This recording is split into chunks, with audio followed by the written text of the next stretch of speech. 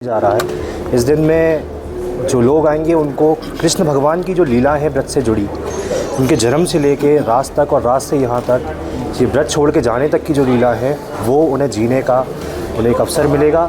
इसमें 5 दिन की 5 अलग अलग तरह की थीम रखी गई है। पहली दिन की जो थीम है उसका नाम है अनुग्रह प्रारंभ, जिसमें कृष्ण भगवान के जन्म से जुड़ी लीलाएँ और जगह उनको दिखाई जाएंगी।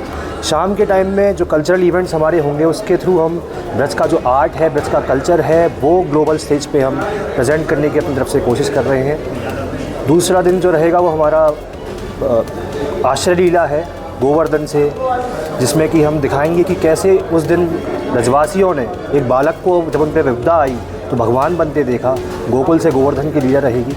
इस तरीके से यही हमारी कोशिश है कि ब्रज की जो आर्ट, जो हमारा कल्चर, जो हमारा हेरिटेज है उसे सही मायने में लोगों तक पहुंचाएं और ब्रज को वो, क्योंकि ब्रज हेरिटेज एनवायरनमेंट नाली टू ग्लोबल फेडरेशन के साथ पधारो मारो देश to my country India initiative के अंतर्गत ब्रज आस्था महाकुंभ करने का एक नियोजन किया है। और यह एकमात्र, अगर आप देखते हैं कि यह एक इवेंट है, यह एक प्रोग्राम है, तो ऐसा बिल्कुल ना समझे। यह एक संकल्प है और उस संकल्प में कहा गया है कि जलवायु के लिए, संस्कृति के लिए, आपके कम्युनिटी समुदाय के लिए और आप लोगों के सहभागिता और सहयोग के लिए हम लोग आए हैं यहाँ पर। और यह जो हम आए हैं वह वही पग है जो अंगद का रावण दरबार में था, जो हिलाने और डिगाने से हिलेगा नहीं, डोलेगा नहीं। और ब्रज के संरक्षण करने के लिए जो भी कोशिश होगी वो पूर्ण रूप से किया जाएगा। ऋषभ जी ने कहा है कि अगर ब्रज हेरिटेज, अगर हम अपना नाम रखे हैं तो हेरिटेज और इन्वायरमेंट के लिए कार्य तो करेंगे, लेकिन मैं कहता हूँ कि आज यमुना जी को लेकर किसी ने मोदी गवर्नमेंट में वो आंदोलन नहीं किया है। जितने भागवत कथा करने वाले हैं वो यहाँ पर कथा ही करते रह गए, यमुना जी को यमुनोत्री से और यहाँ के में डिफ्रेंशिएट नहीं लग पाए।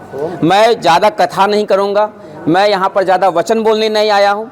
और यह जो है मैं का जो अहम का जो भाव है वह इसलिए है कि मैं अब लग चुका हूं और आप लोगों से मैं कहता हूं कि इस सहभागिता में रहिए। ब्रज आस्था महाकुंभ जो है यह एक जन आंदोलन है। यह हर साल होगा, हर दिन होगा और हर क्षण इसके लिए कार्य किया जाएगा।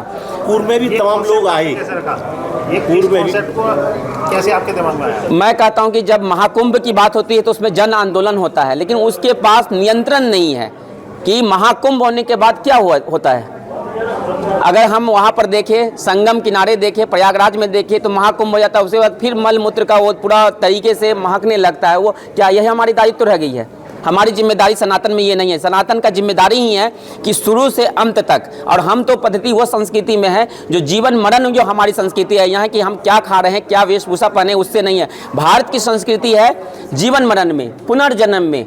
और उस जन्म के लिए, कारण के लिए अगर आप कहते हैं कि आप आए हैं दूसरों के साथ कंपेयर कर रहे हैं, तो कंपैरिजन, तुलना हमेशा होना चाहिए। अब तुलना होना चाहिए तो उसकी होना चाहिए जो द्वापर में उन्होंने क्या कहा, त्रेता में क्या कहा। और फाइनली अब हम लोग जो हैं, अब हम लोग क्या करने जा रहे हैं, इसमें आपको विश्वास ही जरूरी है। क्योंकि मैं एक ही वचन बोल रहा हूँ, बार बार बोल रहा हूँ कि विश्वास अगर रखना है तो अंगद जी ने जिस प्रकार सीताराम जी के लिए राम जी का नाम लेकर रावण दरबार में कहा था, वही स्टेटमेंट मैं आज भी यहाँ देना चाहता हूँ। सरकार के साथ आप कार्य कर रहे हैं? मैं, सरकार क्या हमसे अलग है?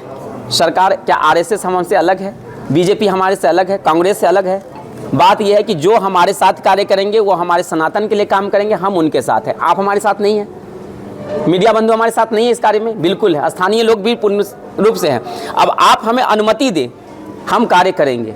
आप हमें कहेंगे कि नहीं, ब्रज को हमें संरक्षण करने की आवश्यकता नहीं है, जैसे चल रहा है वैसे ही चले, यमुना वैसे ही रहे, ब्रज में संरक्षण की जिम्मेदारी हो, ट्रैफिक वही हो, हम आके आपको बार बार डिस्टर्ब करते रहें। बाहरी लोग सैटरडे संडे को जो कहते हैं वो कल्चर लिया है, जैसे पिकनिक का कल्चर है, वह पिकनिक नहीं है। तीर्थ एक परंपरा है और वह परंपरा सनातन धर्म से जुड़ना चाहिए और आदिकाल से जुड़ना चाहिए। हम आदिकाल से जुड़ना है मॉडर्न एक्सप्रेशन और टेक्नोलॉजी के साथ। जो आज स्थिति गोवर्धन की है उसके लिए मैं बार बार निराश हो रहा हूँ और रोने की भी इच्छा नहीं है। उसके कार्य करने के लिए, उसकी कल्पना करने के लिए ही ब्रज का वो जो आस्था महाकुंभ का नाम दिया गया है, यही इसी कल्पना के साथ है। और इसमें पूर्ण रूप से पूरे वर्ल्ड को इन्वायरमेंट और पूरे वर्ल्ड को बुलाया जाएगा, आमंत्रित किया जाएगा और उसमें साथ ही साथ जिम्मेदारी भी दी जाती है। कब से कब तक आयोजित किया जाएगा? सर, ये कार्तिक मास में ही जुड़ा जाएगा। इसके लिए एक परिषद बन रही है और हमारे राम बहादुर राय जी, श्री हरिशंकर सिंह जी और बड़े बड़े लोग जो हैं वो, जो मंत्रालय में जो सिविक सेंस पर काम कर रखे हैं, जिनका उच्च दायित्व दायित्व भी है, उस दायित्व का निबंधन करते हुए उन्होंने कहा है कि ये जो स्थानीय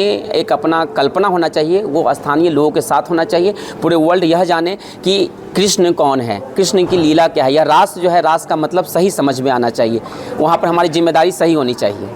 तो मैं कहता हूँ कि जय हिंद बोला जाए, जय हिंद भारत बोला जाए, श्री राधा कृष्ण बोला जाए, लेकिन उसके साथ जो जिम्मेदारी है उसका भी निर्वहन किया जाए। इसी संकल्प के साथ हम ब्रज आस्था महाकुंभ के लिए बहुत बहुत बधाई, शुभकामनाएं आपसे भी लेते हैं और हम अपने खुद भी ले रहे हैं, स्वयं भी अपनी जिम्मेदारी से ओतप्रोत होकर हम कहना चाहते हैं, श्री राधे राधे, कृष्णाय वासुदेवाय हरे परमात्मे, पहंत क्लेशोचाय गोविंदाय नमो नमः। सब अगर जहाँ पर है, यहाँ पर अगर हम फ्रांस के लोग को यहाँ पर लेकर आए तो सबसे पहले वो देखेंगे कि माथे पे चंदन है, कंठी है और धोती है। यही हमारी धरोहर जपमाला है, तुलसी की माला है। तो यही हमारा सबसे बड़ा रिप्रेजेंटेशन है टू द वर्ल्ड। पहले दिन तो सनातन धर्म का प्रचार बहुत ही ठाकुर जी ने अपने आशीर्वाद से करवाया। जब 12वें दिन जब मैं कैंप से जाने लगी तो इनकी जो बात है मुझे सच में ऐसी लगी कि भारत सिर्फ एक गांव, एक शहर, एक कल्चर, एक ट्रेडिशन नहीं है। भारत वो कंट्री है जहाँ पे भगवान राम ने जन्म लिया, जहाँ भगवान कृष्ण जी ने जन्म लिया। काशी है, यहाँ पे दुर्गा माँ के शक्ति पीठ हैं। तो सिर्फ हम एक धाम और एक धरोहर को लेकर नहीं, बल्कि Bharat as a whole represent होना चाहिए। एंड वहीं पर ठाकुर जी की कृपा से भक्ति म्यूजिक का प्रचार करने का मौका मिला।